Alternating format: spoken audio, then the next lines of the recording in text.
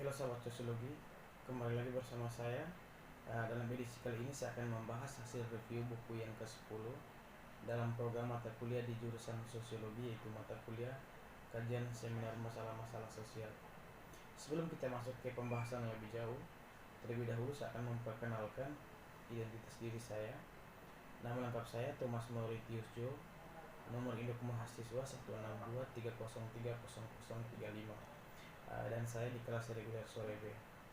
Kita masuk ke pembahasan isi buku ini. Buku yang berjudul tentang bagaimana memahami sudut visi. Buku ini ditulis seorang penulis yang bernama Leonard Bagley. Beliau merupakan seorang dosen di salah satu universitas di Amerika Serikat, yaitu Universitas of Florida. Disarankan kepada teman-teman sekalian untuk memahami buku ini lebih jauh, sebaiknya teman-teman membacanya secara keseluruhan, karena suasana membaca buku secara keseluruhan lebih terasa daripada mendengarkan hasil review dalam bentuk video seperti ini. Saya ulangi judul buku, bagaimana memahami sudut visi. Dalam sebuah esai yang menceritakan bahwa sebuah analog dari 4 profesor, yaitu fisika, biologi, psikologi, dan sosiologi, menemukan sebuah kasus bahwa ada sosok tubuh manusia yang berada di dasar jembatan.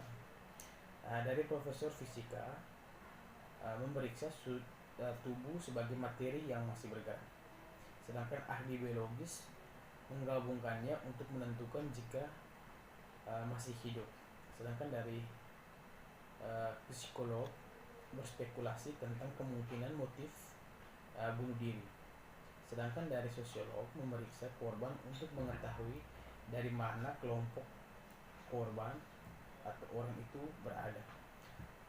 Semua sudut pandang ini berguna sebagai atau setiap informasi yang didapatkan menghasilkan pengetahuan yang sangat berharga. Tapi poin penjelasan sosiolog cenderung berfokus pada konteks dalam sesuatu apa yang sudah terjadi. Misalnya di tingkat individu, sosiolog ingin tahu bagaimana orang-orang dipengaruhi oleh beberapa kelompok.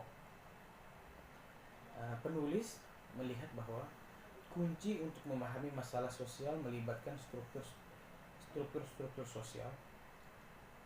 Alasan untuk penekanan ini adalah bahwa mengetahui karakteristik individu tertentu bertindak ketika seperti yang mereka lakukan, dan menjelaskan sedikit tentang bagaimana struktur sosial mendorong atau menghalangi terjadinya kasus seperti yang telah terjadi di atas.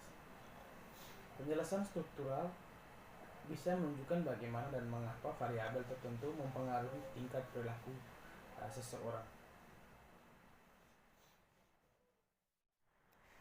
Tidak ada sains atau ilmu pengetahuan yang mengasumsikan hipotesis, menemukan dan menjelaskan. Misalnya, ahli fisiologi tidak pernah menafsirkan ilmu pengetahuan berdasarkan asumsi tentang sifat atau dampaknya. Mereka akan melihat dan kemudian mencoba menjelaskan masalah tersebut menggunakan metode-metode yang ada. Begitu pula sosiolog dalam praktiknya untuk menyarankan fakta ini, penulis melihat titik yang menyatakan hipotesis dengan generalisasi empiris dalam bentuk kovarian. Sosiologi menawarkan salah satu cara untuk mengatasi masalah secara bertahap dan dapat didefinisikan sebagai upaya yang sistematis untuk melihat kehidupan sosial sebagai tanpa permasalahan yang dipengaruhi oleh harapan dan ketakutan pribadi. Meskipun ini adalah tugas yang kompleks dan sikap analisis sosiologis mengarah pada wawasan sosial yang terbaik, menggunakan orientasi yang menyanggah yang membutuhkan pengamatan di luar akal sehat, itu mengganggu kebijaksanaan yang diterima. Seorang pengamat sosiolog yang bernama Peter Berger berkomentar bahwa segala sesuatu tidak kelihatannya seperti yang dijelaskan oleh penulis. Data dalam bentuk obsesi sistematis diperlukan untuk menyesuaikan masalah dengan secara masuk akal. Mereka menunjukkan seberapa sering kondisi berbahaya yang terjadi dan apa akibat dari risiko yang terjadi. Data biasanya menimbulkan beberapa pertanyaan. Salah satu tujuan penulis dalam buku ini adalah untuk mengajari para pembacanya bahwa jawaban atas pertanyaan bergantung pada sudut pandang dari kita untuk mendefinisikan masalah sosial yang mungkin tampak terlihat mudah. Ada beberapa definisi atau masalah sosial yang memberikan suatu arahan. Berikut 3 masalah sosial yang akan dibahas. Yang pertama, tujuan bagaimana menunjukkan tingkat kerusakan. Dalam hal ini tingkat kerusakan yang terjadi dari masalah yang ada. Dan yang kedua, komponen subjektif menunjukkan bahwa kondisi yang merugikan telah diidentifikasikan dalam politik yang terjadi. Dalam hal ini, apakah kerusakan ini dipengaruhi dari misalnya kasus-kasus politik. Dan yang ketiga, aspek optimis menunjukkan bahwa orang-orang percaya bahwa dapat akan diperbaiki. Suatu perasaan optimis bahwa adanya kepercayaan diri dari dalam bahwa yang sudah terjadi atau kerusakan yang sudah terjadi dapat diperbaiki apabila ada kemauan. Yang berikutnya, mengidentifikasi fakta. Hal yang sangat penting untuk memulai sesuatu dalam hal pemecahan masalah adalah dengan bagaimana kita mengumpulkan data. Dalam mengumpulkan data atau dalam melakukannya, harus meningkatkan semua pengetahuan didasarkan pada perbandingan. Hal itu tidak mungkin untuk mengerti secara fenomena apapun yang ada dalam individu di masyarakat tanpa membandingkannya dengan cara-cara yang tertentu. Di setiap pendamping membuat seperti itu perbandingan di sepanjang sudut tingkat masalah yang bisa dikatakan seberapa sering hal itu terjadi dan betapa berbahaya dan apa resiko dari akibatnya.